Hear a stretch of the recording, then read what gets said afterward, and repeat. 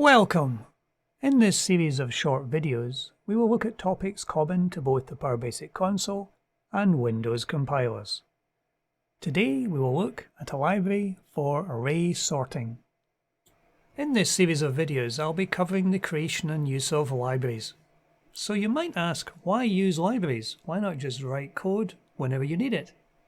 Well, if you're writing a lot of applications, having common libraries that contain functionality that you use often will save you time, both coding and testing. It will also make your code more readable and therefore maintainable, which is always a good thing. Today we're going to look at a new library for array sorting. This new library is called PB sorting. We've looked in previous videos at arrays which can be sorted using the array sort command. As you may be writing applications either in the console compiler or the Windows compiler that use arrays heavily, a standard sorting function is a useful thing to have.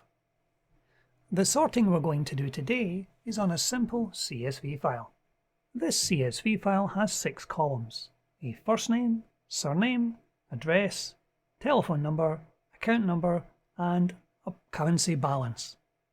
As is common with any CSV file whose element has an embedded comma, those particular elements are wrapped in double quotes.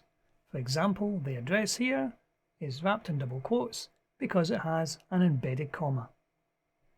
The parse command in PowerBasic is very useful for parsing out these automatically.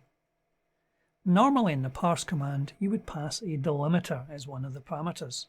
For CSV files, if you omit the delimiter and give it a 0-len string, it assumes it's a CSV file and will handle these double quotes for you. So what we're going to do today is we're going to take this file, we're going to load it into an array, and then we're going to be able to sort that array on various columns within the array. So if we have a look at our code. In our code we're going to create a number of variables, one for the file name, one for the array itself, one for the headers within the array, and a general counter, long R, and an error variable. Our first task is to load the myfile.csv into our array, and we're going to use one of our standard functions to do that. Coming from our PB file handling library is a function called read the file into an array. It merely takes 2 parameters. The name and the path of the file is the first parameter, and a reference to the array into which the data is to be loaded. This function will return either a true or a false. True if the file has been managed to load into the array successfully, and false if it is not. So having loaded the file into the array, the next thing to do is to pick up the header row. As we saw in our file, the very first line in the file is the name of each of the columns, the header itself. So we're going to pick up the header as the 0 element of the array. The read the file into the array function dimensions the array starting at 0. So the 0 element of str work array will contain the headers, and we're going to copy it from there into the str headers variable. So if we run this now, we will see that the header line is displayed on our console. This particular application is set up to run either in the console compiler or the Windows compiler, so you can take your choice which one you wish to use. We're going to use another function in our common library to pick up the column position of each of the columns. So we define a long variable for each of the columns. This will hold the column number. We can then use another function in our common libraries to pick up the column number itself based on the name of the column. So we're picking up the first name column and putting the column number into the long first name variable. The advantage of taking this approach is that the format of the file could very well change. Someone could insert a new column between surname and address, and picking up the column number using this standard function allows us to handle that problem. So even if an extra column is inserted, the column numbers will still be worked out correctly. So now that we've loaded the file into an array, let's display it on the screen just to make sure it has indeed arrived. To do that, we'll create a common display array function to display the information on the screen. And here is that function, display array. It takes a single parameter, which is a reference to the array that we wish to display, and inside it's a simple for next loop, from the lower bounding of the array to the upper bounding of the array.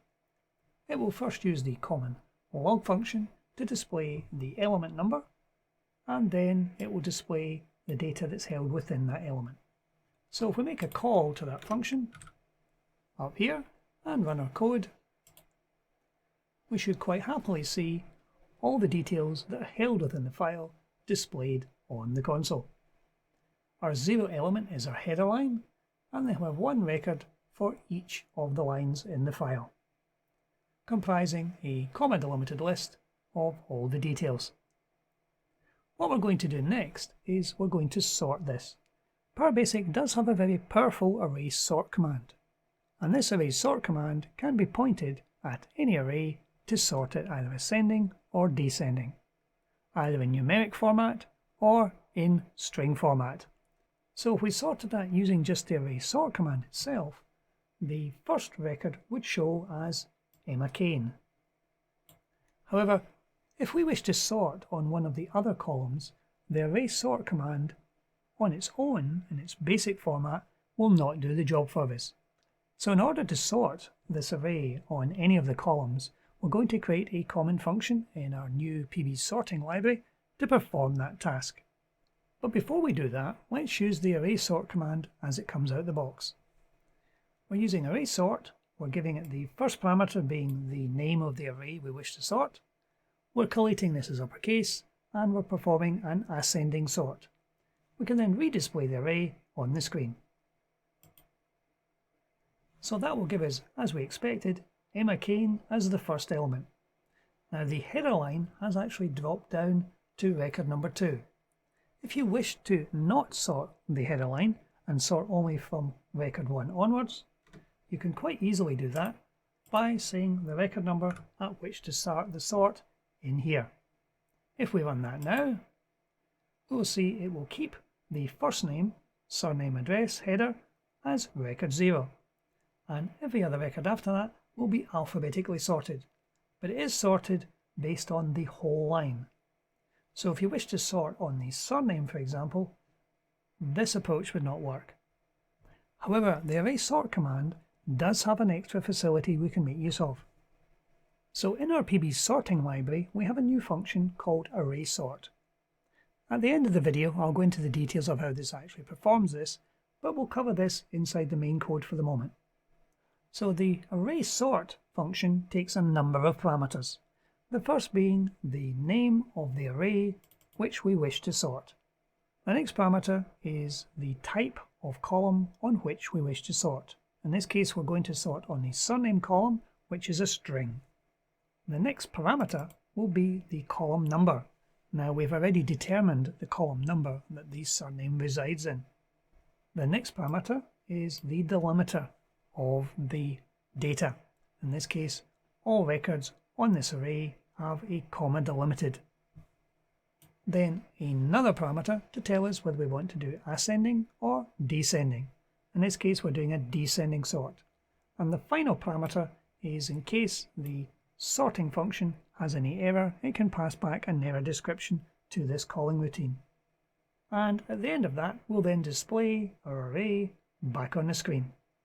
So if we try that let's see if it sorts on the surname. We'll see it's now sorted on the surname. It just so happens in this case that the second element of record 0, surname, is the top record. Then we've got Smith, then O'Leary, then McGregor, MacDonald, Kane, and all the way down to Baker. So by coincidence, the header line has appeared as record 0. If we change this to be an ascending sort, and ran the program again, we would see that the header line appears at the bottom. Now, like we did earlier, we want the header name to be unsorted and always to remain at record 0. We can do this with an optional parameter. With the value true as the last parameter, array sort will not sort the first row. So if we run that now, we'll see that the header line stays at the top, and the surname sorting is working on the surname field. So in our file, we have an additional column at the end, which is the balance, which is a numeric currency format.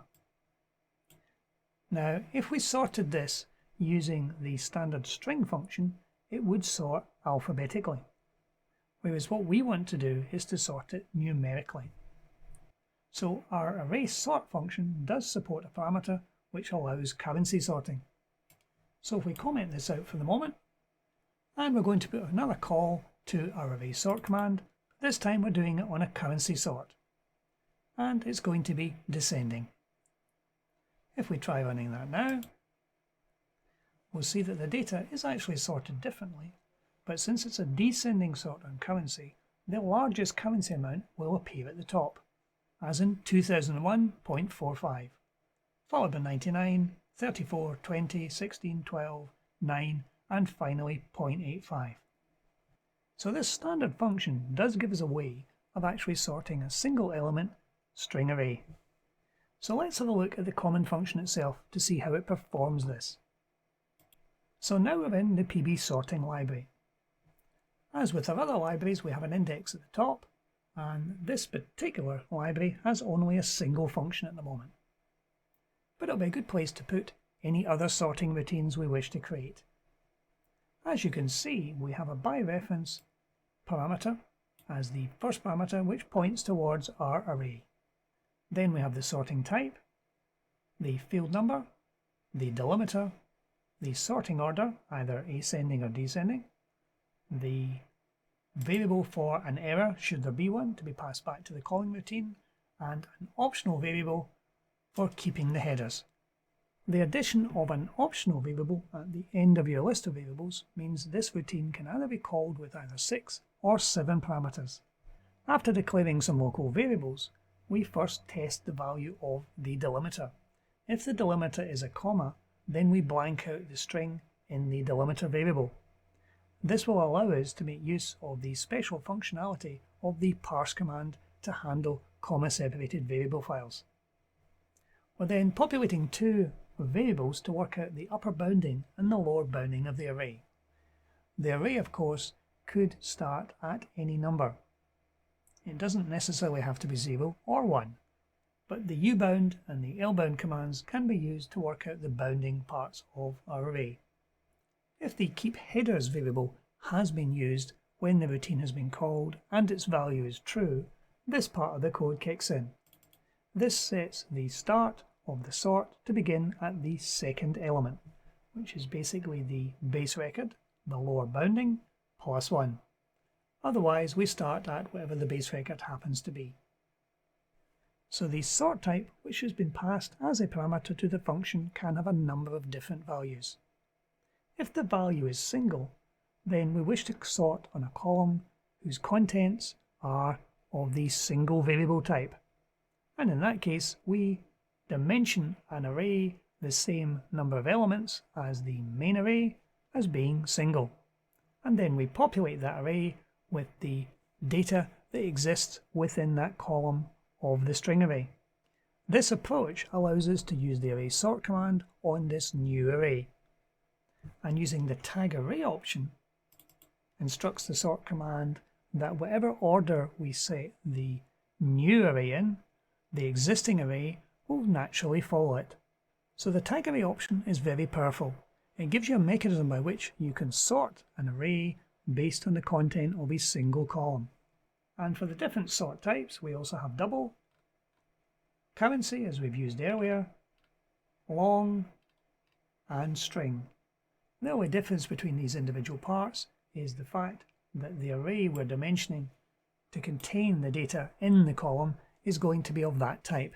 For example, a string array when we get the parameter passed as string. And for the sorting order, we're taking ascending, and if it's anything other than ascending, we're assuming descending. And if you pass a sort type that isn't handled within this function, it will pass back the error invalid sort type, and the function will return false.